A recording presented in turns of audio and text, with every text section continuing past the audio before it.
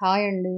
మనమైతే చాలా ప్రసిద్ధమైన మన ఆంధ్రప్రదేశ్‌లో ఉన్న విజయవాడలో ఉన్న బస్ స్టాండింగ్ ఉందో చూసారా? అక్కడున్న మైసూర్ బోండా చాలా ప్రత్యేకమైన బోండా. దానికి 2 గ్లాసులు మైదా పిండి, ఒక గ్లాసున్నర మజ్జిగ వేసుకోవాలి.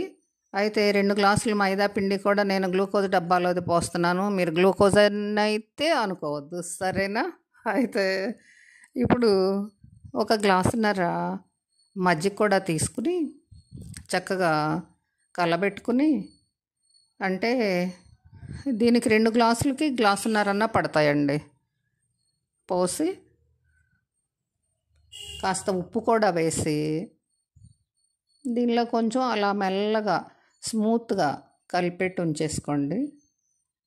అయితే దీనిలో కొంచెం తినే సోడా కానీ లేదా బేకింగ్ పౌడర్ కానీ వేసుకోవచ్చు.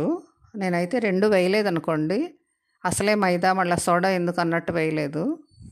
వేస్తే ఇంకా బాగా పొంగుతాయి అన్నమాట.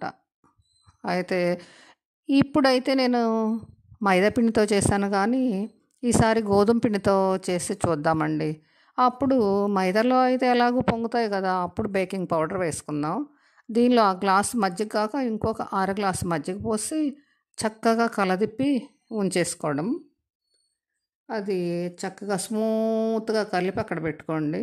మనకు మైదా అసలే చాలా స్మూత్గా ఉంటుంది. ఇంకా దాన్ని అలా ఉంచేసి ఈ ఉదయం కలిపి పెట్టుకుని మధ్యాహ్నానికి బోండా వేసేసుకోవచ్చండి. ఇంకా బాండీ పెట్టి బాగా మందపాటి బాండీ పెట్టుకుని దానిలో నూనె వేసి, కొంచెం నూనె పనికిరాదు సీతోయ్, మామూలుగా పావనక్కాయ కొంచెం నూనె వేసిద్ది అంటున్నావు కదా, లేదు లేదు, దీనిలో నూనె పట్టాల్సిందే. అంటే మీరైతే ఇంకొంచెం ఫుల్గా పోస్తారేమో, కానీ పోస్తే పోసుకోవచ్చు ఫుల్గా. నాకైతే మరి కాగిన నూనె ఏంటి, ఏం చేయాలి అన్న భయంతో నేను ఆ మాత్రం పోసాను. అయితే ఈ బోండాని చక్కగా నున్నగా వేసుకోవడం అన్నమాట. మనకైతే కాస్త గరుకులు వస్తున్నాయి. అలా నున్నగా వేసుకునే టెక్నిక్ ఉన్న వాళ్ళు వేసేసుకోవచ్చు అలాగే. అయితే నేను అనుకోవటం ఇది కొంచెం చిక్కదనం వచ్చిందేమో అని అనుకున్నాను.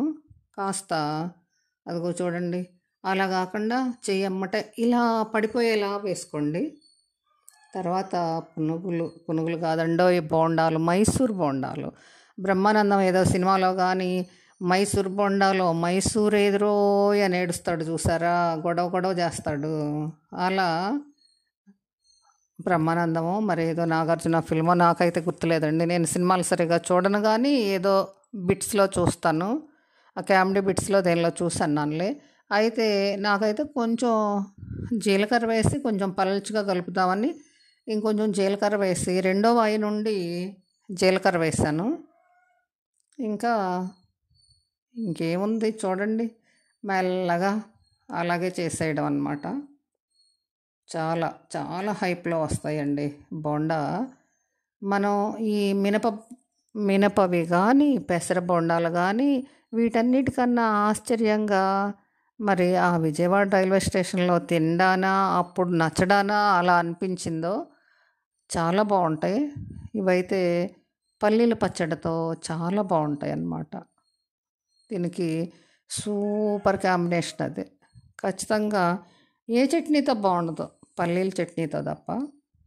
అంత ఫైన్గా ఉంటుంది. చూడండి, మీరు కూడా ఇలా ట్రై చేసి చూడండి. మనం మూడో వాయి కూడా వేయబోతున్నాం. కొంచెం కొంచెమే కదా, అదే సేత చెప్పినట్టు బాండి తణుకు తణుకు తణుకు నూనె కానీ పోస్తే మొత్తం ఒక్క వాయికే వచ్చేసేది కాదా, అవును కదా. కానీ మరి మెల్లగా వేస్తున్నా నేను. అయితే వీడియో కూడా 5 నిమిషాల వీడియో, చూడగలిగిన వాళ్ళ వరకు చూడండి, ఇష్టం ఉన్న వాళ్ళంతా చూడండి. మన పావన ఎలా చేసింది పునుగులు అని. ఇంకేముంది, మాకు అర్థమైపోయిందిగా అనుకుంటే ఆగిపోండి, ఇంకా చేసేదేముంది. వీలైనంత వరకు వీడియో చూడడానికి సహకరించండి ఫ్రెండ్స్.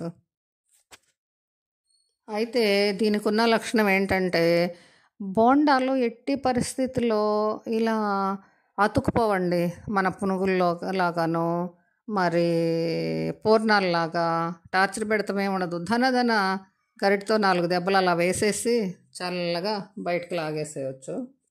అదే విషయం. మీరైనా చూడండి, దీంతో మాత్రం ఎలాంటి ప్రాబ్లం లేదు, చాలా బాగా వస్తాయి.